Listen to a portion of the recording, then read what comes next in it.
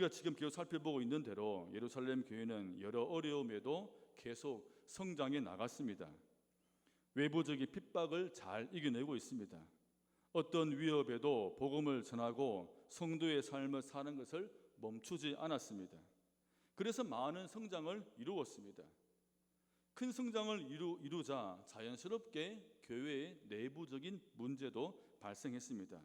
6장에 보면 12사도들만으로는 이 많은 교인들의 형편을 다 살필 수가 없게 되자 교인들을 관리하는 7명의 일꾼, 나중에 우리가 집사라고 부르죠. 7명의 일꾼을 세웠습니다. 그래서 교회의 내부적인 어려움도 문제도 해결했습니다.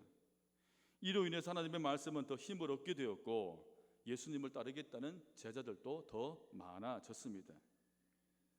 그런데 7명의 일꾼 중에 한 사람이 스데반의 순교를 시작으로 지금까지 초대교회에 임한 어떤 어려움보다 더 큰 박해가 일어났습니다. 8장 1절 3절 말씀입니다. 그날에 예루살렘 교회에 큰 박해가 일어났다. 그래서 사도들 이외에는 모두 유대 지방과 사마리아 지방으로 흩어졌다.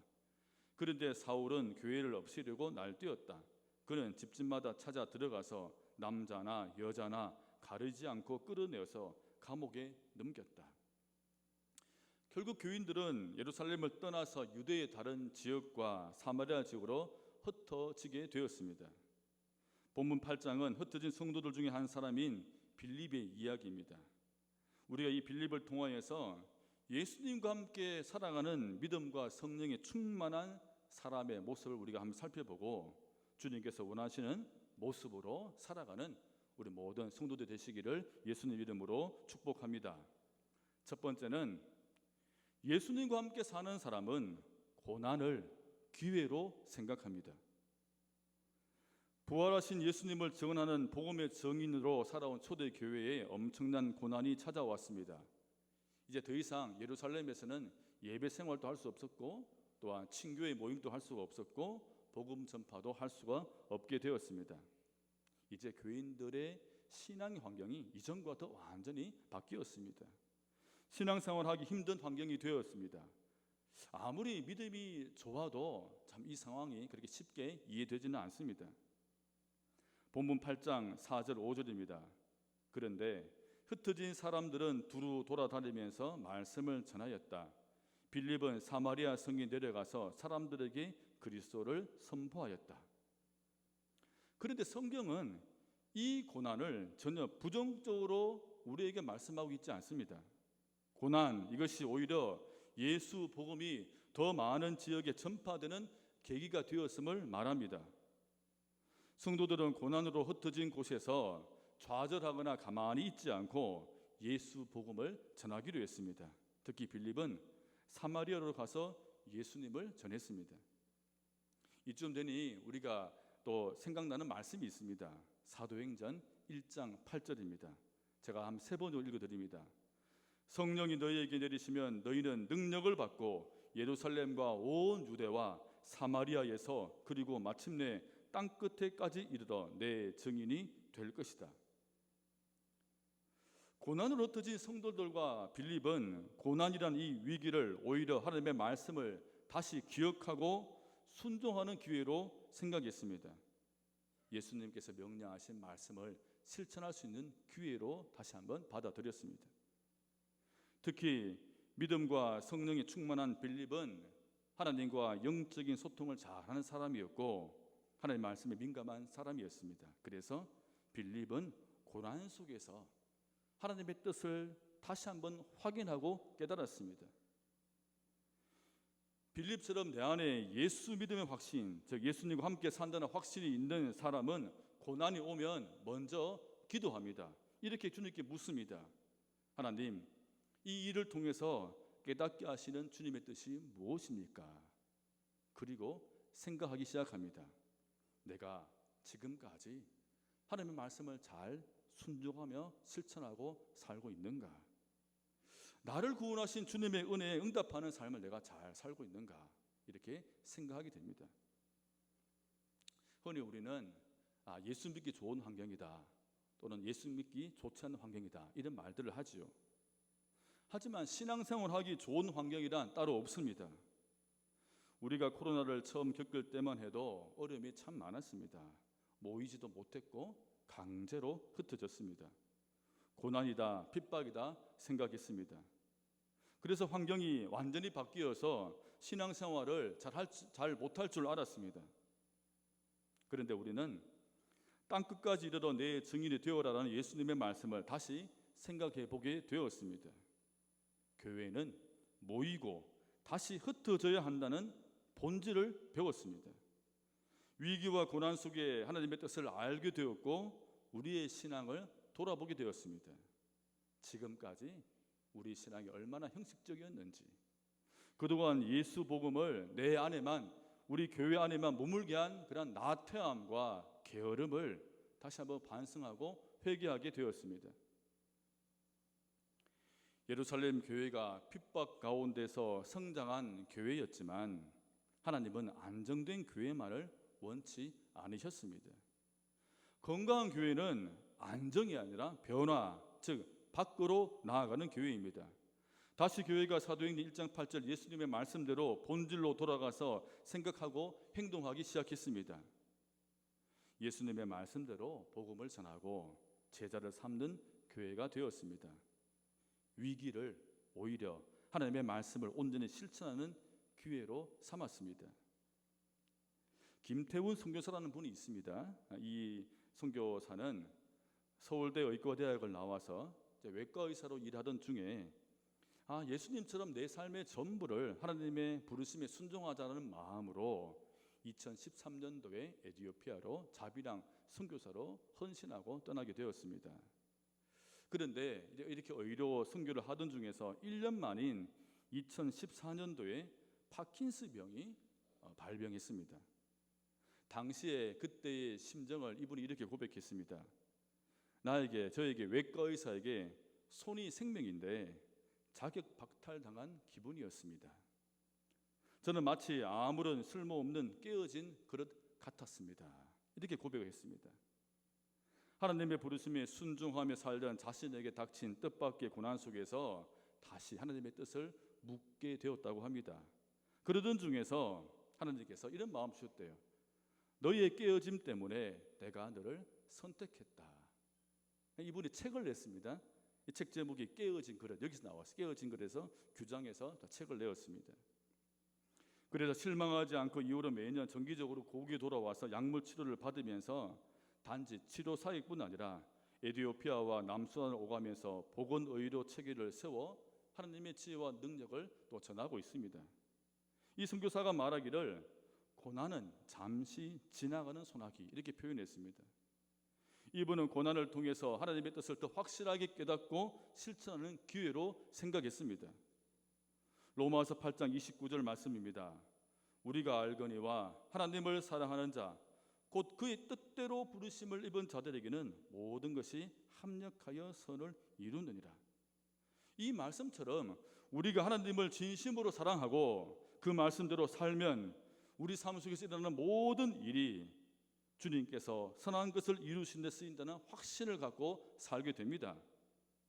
사랑하는 성도 여러분, 우리에게 주어지는 고난과 어려움, 이 모든 것들을 주님께서 나를 하나님의 말씀대로 잘 살아갈 수 있도록 만드는 복된 기회로 삼으시기를 축복합니다.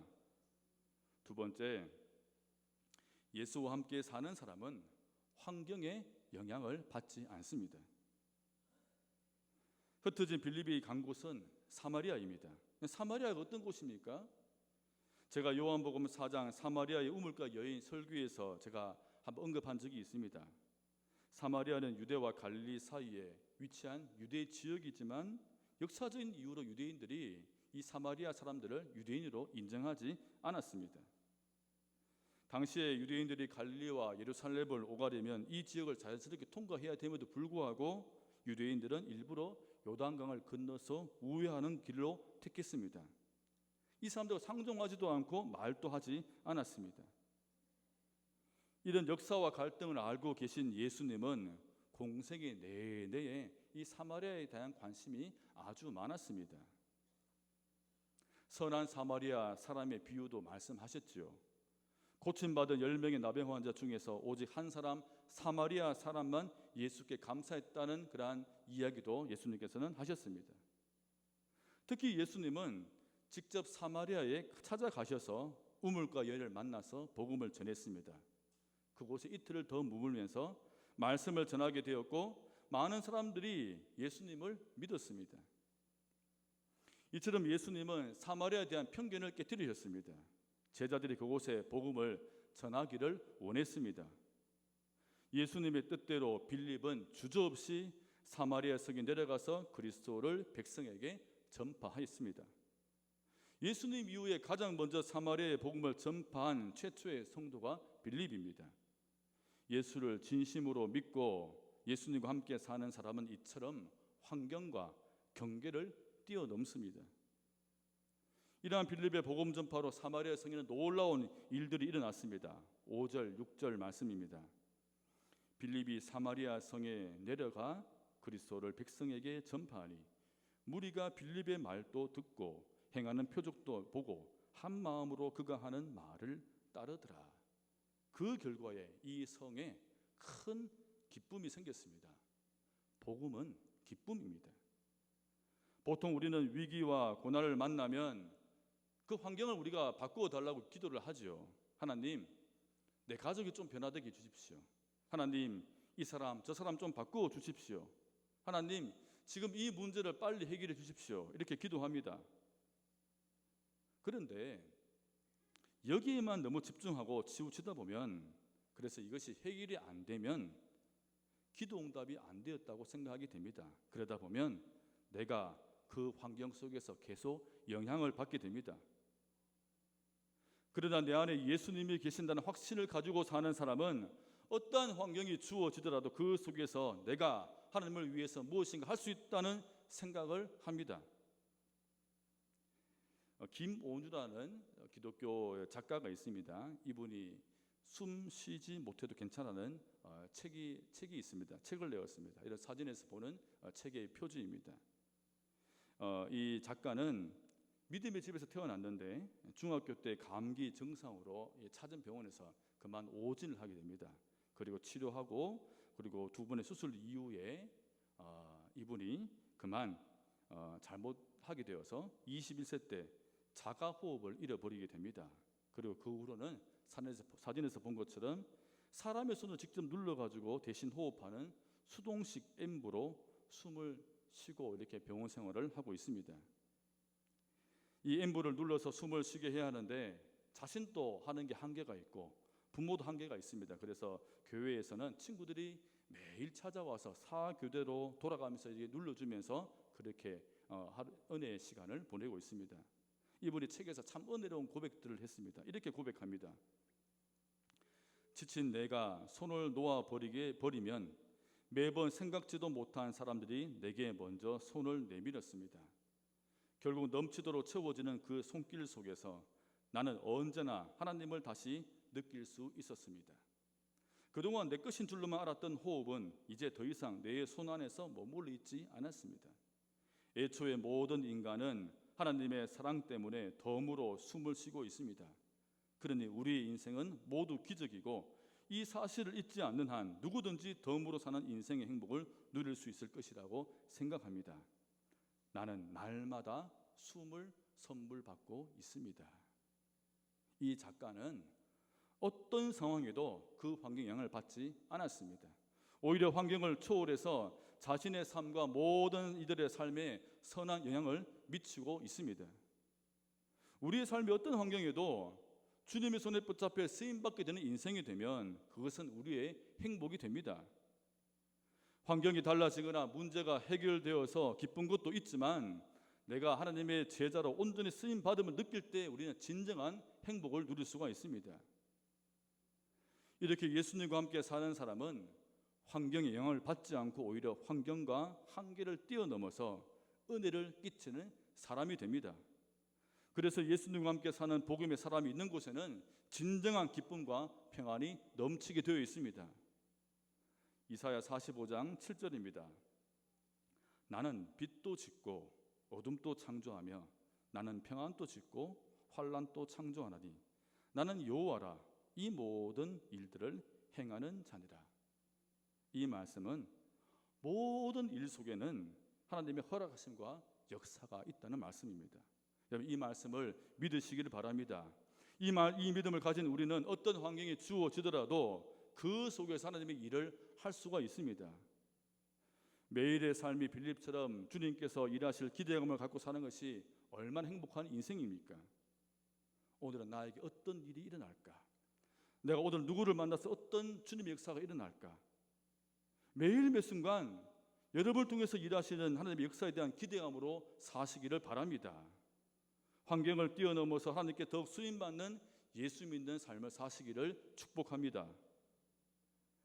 마지막 세 번째는 예수와 함께 사는 사람은 복음의 진짜 가치를 드러냅니다. 빌립이 사마리아에 오기 전까지 이곳에는 스스로 큰 자라고 칭하는 마술사 시몬이 있었습니다. 10절, 11절 말씀입니다. 그래서 낮은 사람으로부터 높은 사람에 이르기까지 모두 이 사람이야말로 이른바 하나님의 위대한 능력의 소유자이다 하고 말하면서 그를 따랐다. 사람들이 그를 따른 것은 오랫동안 그가 마술로 그들을 놀라게 했기 때문이다.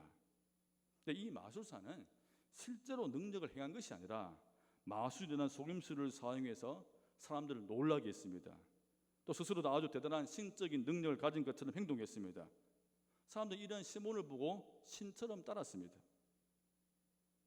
그런데 빌립이 이곳에 와서 전한 예수 복음은 시몬의 마술보다 더 강하고 영향력이 있었습니다. 그래서 사람들은 시몬이 행한 잘못되고 거짓된 신앙에서 벗어나기 시작했습니다. 12절입니다. 그런데 빌립이 하나님 나라와 예수 그리스도의 이름에 관한 기쁜 소식을 전하니 남자나 여자나 다 그의 말을 믿고서 세례를 받았다. 그래서 시몬도 믿고 세례받고 빌립을 따라다녔습니다. 예루살렘에서 온 사도들이 믿는 사마리아 사람들에게 안수하고 성령이 임하자 시몬이 이렇게 말합니다. 18절 19절입니다. 시몬은 사도들이 손을 얹어서 성령을 받게 하는 것을 보고 그들에게 돈을 내고서 말하기를 내가 손을 얹는 사람마다 성령을 받도록 내게도 그런 권능을 주십시오. 시몬은 사도들의 또 빌립의 능력의 원천이 성령으로 생각해서 이 성령을 돈으로 살 수 있을 것이라고 생각했습니다. 돈으로 성직을 매매하는 행위를 영어로 시몬이라고 이렇게 이야기하는데 이 단어가 바로 여기 나오는 마술사 시몬의 제안에서 나온 말입니다. 이런 시몬에게 베드로가 이렇게 말합니다. 20절 21절입니다. 그대가 하나님의 선물을 돈으로 사려고 생각하였으니 그대는 그 돈과 함께 망할 것이요 그대는 하나님이 보시기에 마음이 바르지 못하니 우리의 일에 그대가 차지할 자리도 목도 없소. 23절에서 이렇게 말합니다. 베드로가 내가 보니 그들은 악의가 가득하며 불의에 얽매여 있어. 베드로는 시몬의 마음에 무엇이 자리 잡고 있는지를 알아챘습니다. 그가 비록 예수를 믿었는지는 모르겠지만 자신의 삶을 완전히 예수님께 다 드리지는 못했습니다. 아직 자기를 부인하지 못했고 여전히 자신이 자신의 인생의 중심으로 자리 잡고 있었습니다. 시몬은 내가 예수 믿는다는 사실을 자기의 힘을 과시하고 자신의 영향을 확정시키기 위한 수단으로 생각했습니다. 자신을 성령께 온전히 내어드려서 맡기기보다는 단지 성령의 능력만 가지고 싶었습니다. 하나님을 내 삶의 주인으로 온전히 모시는 것은 싫어했습니다. 이것이 바로 베드로가 지적한 시몬의 죄입니다.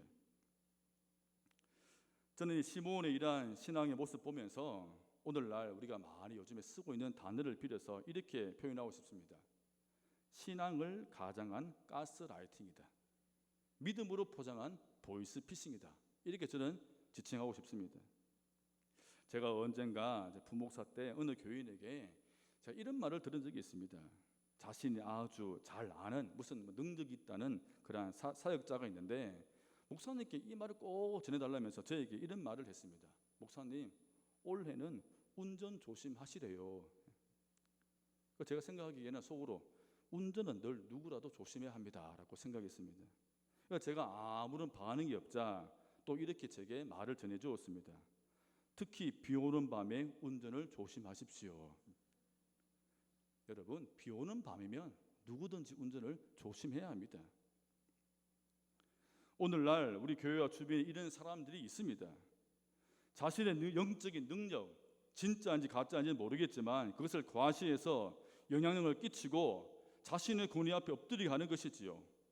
예수 믿음을, 교회 생활을 나의 인기나 나의 명예나 나의 영향력을 확장시키려는 그러한 모습입니다. 저는 목사입니다.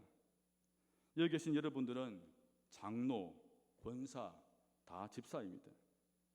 그런데 이 직은 하나님의 부르심에 대한 응답하는 삶을 나타내는 것이지, 내가 목사다, 장로다, 집사다, 권사가 된 이것이 내가 예수 믿는, 잘 믿는 자격이 될 수는 없습니다.